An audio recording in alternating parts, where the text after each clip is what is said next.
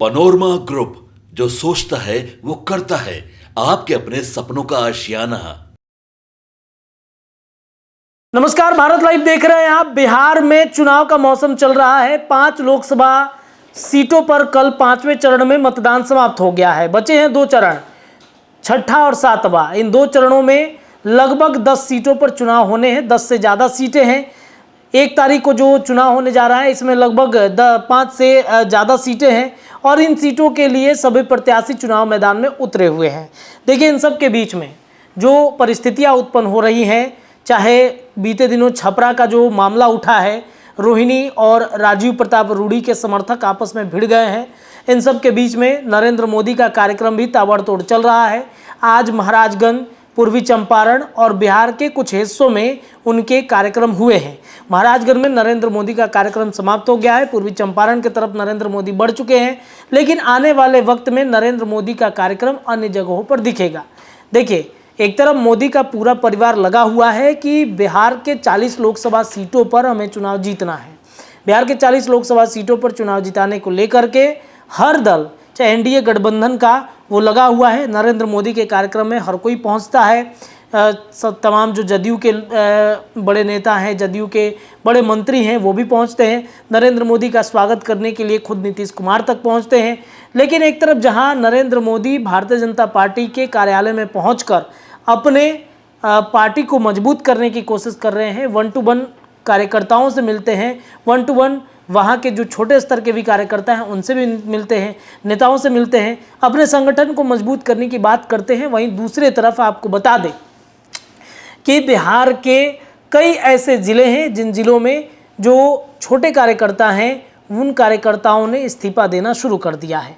नरेंद्र मोदी ने एक बिहार की राजधानी पटना पहुंचकर कई मैसेज देने की कोशिश की, लेकिन एक मांझी जो हैं उन्होंने इस्तीफा दे दिया है। गोपालगंज से जो खबर आ रही है सामने, उस खबर के अनुसार जो परिस्थितियां हैं वहाँ की बदल गई हैं। सुदामा मंत्री हैं, सुदामा मांझी हैं, जो जिला अध्यक्ष हैं अनुसूचित जाति मोर्चा भाजपा के गोपालगंज के, उन्होंने अपना इस्तीफा दे दिया है। उन्होंने लिखते हैं कि भारतीय जनता पार्टी गोपालगंज, आग्रहपूर्वक निवेदन है कि व्यक्तिगत कारणों से भारतीय जनता पार्टी की प्राथमिक सदस्यता एवं सभी दायित्वों से त्याग पत्र देता हूं। अब अनुसूचित जाति जनजाति के इन वोटों को क्या भारतीय जनता पार्टी नहीं भुना पा रही है? क्या भारतीय जनता पार्टी को अनुसूचित जाति जनजाति के वोट नहीं चाहिए? आखिरकार क्या कारण हो सकते हैं? देखिए, मांझी को समेटने के लिए, जो मांझी का परिवार है या मांझी की जो जातियां हैं, उन जातियों को समेटने के लिए जीतन राम मांझी को बिहार के अंदर में एनडीए गठबंधन दल में बड़ी जिम्मेदारी दी गई है। उनके बेटे संतोष सुमन को भी बड़ी जिम्मेदारी दी गई है, मंत्री बनाए गए हैं। तो क्या मांझी जो जातियाँ हैं, मांझी का जो वर्ग है, वो नरेंद्र मोदी से संतुष्ट नहीं हो पा रहा है क्या? गोपालगंज के बाद कई ऐसे जगह है जहाँ पर मांझी समुदाय के लोग, अनुसूचित जाति जनजाति के लोग काफ़ी भारतीय जनता पार्टी से नाराज़ चल रहे हैं क्या? ये एक बड़ा सवाल उठता है। हालांकि ये कहना जल्दबाजी भी नहीं होगा, क्योंकि नरेंद्र मोदी जब भी कहीं पे भी सभा लगाते हैं, बिहार के अलावा बिहार के बाहर भी, तो कहते हैं कि हमने अनुसूचित जनजाति जातियों के लिए बहुत सारे योजनाएं लागू की हैं, बहुत सारे योजनाओं के लाभ वो ले भी रहे हैं। इससे कई जगहों पर प्रभावित वो हुए भी हैं।